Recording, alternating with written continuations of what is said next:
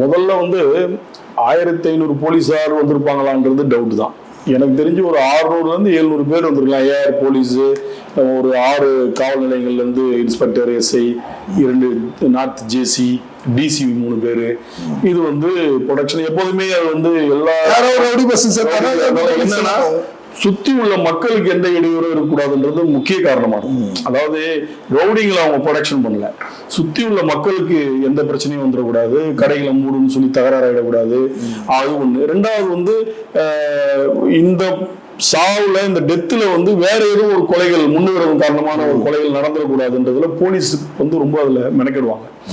இப்ப நாகேந்திரன் அப்படின்றவர் வந்து பாத்தீங்கன்னா வேசர்பாடியில் சத்தியமூர்த்தி பிறந்து வளர்ந்தவர், அந்த ஊருக்காரர். அவரு அவங்க அப்பா வந்து ஆர்பார்ல பொன்னுசாமி என்பவர். அவர் ஆர்பார்ல ஒரு சாதாரண வேலையாள் தான். இவர் வந்து படிப்பு பெருசா வரல, ஒரு 6ஆம் வகுப்பு வரைக்கும் படிச்சுட்டு அதுக்கப்புறம் அவர் வந்து நம்ம அந்த வேசர்பாடி அந்த சைட்ல என்ன பண்ணுவாங்கன்னா ஒண்ணு ஃபுட்பாலு இல்லைன்னா கேரட் இல்ல பாக்ஸிங். இவர் வந்து பாக்ஸிங்கை தேர்ந்தெடுத்து சர்மா நகர் பகுதியில வந்து பாக்ஸிங் கிளாஸ் போறது, அங்க பிராக்டிஸ் பண்றது. விஜய் வந்து ஒரு ரவுடின்றது நாகேந்திரனுக்கு தெரியாம தான் பழகுறாரு ஆரம்பத்துல. அவருக்கு வந்து விஜய் ரவுடின்லாம் தெரியாது. விஜய் அங்க வராரு ஒரு நண்பர் அப்படின்னு பார்த்தோம்னா விஜய் வந்து மிகப்பெரிய ரவுடி பெஞ்சமினோட அசோசியேட் ஆகிறார். ஆனா வந்து நிறைய பேருக்கு தெரியாது. அவர் சாதாரணமா பழகுறாரு. பழகும் போது அந்த டீமோட வர்றதுதான் வெள்ளரவி. அப்ப வெள்ளரவி இவங்கெல்லாம் ஒரு இணக்கமான நண்பராகிறாங்க. ஒரு கொலை நடக்கிற வரைக்கும் நாகேந்திரனுக்கு வந்து இவங்கெல்லாம் ரவுடிங்கிறது தெரியாது. அதுதான் உண்மையான விஷயம். அது வந்து நம்ம ஒரு ரவுடிங்கிறதுக்காக நம்ம தப்பா எதுவும் பேசக்கூடாது.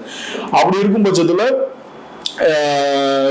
முதல்ல அதாவது வெள்ளரவி அக்காவோட டிஸ்டர்ப் பண்றாங்கன்னு ஒரு ஃபர்ஸ்ட் ஒரு கொலை நடக்குது. ஆனா அதுல இவர் பேர் சேர்க்கப்படுது. ஆனா அதுல இவர் இன்வால்வ் கிடையாது. அதனால அடிதடிங்கிற மாதிரி விட்டுறாங்க. ரெண்டாவது என்ன ஆகுதுன்னு பாத்தீங்கன்னா இவர் அதுக்கப்புறம் வந்து அந்த அந்த அந்த வெள்ளரவியோட அக்கா பிரச்சனைல ஒரு கொலை நடக்குது இல்லையா, அதுக்கப்புறம் பாத்தீங்கன்னா இவர் கொஞ்சம் ஒதுங்கி இருக்காரு.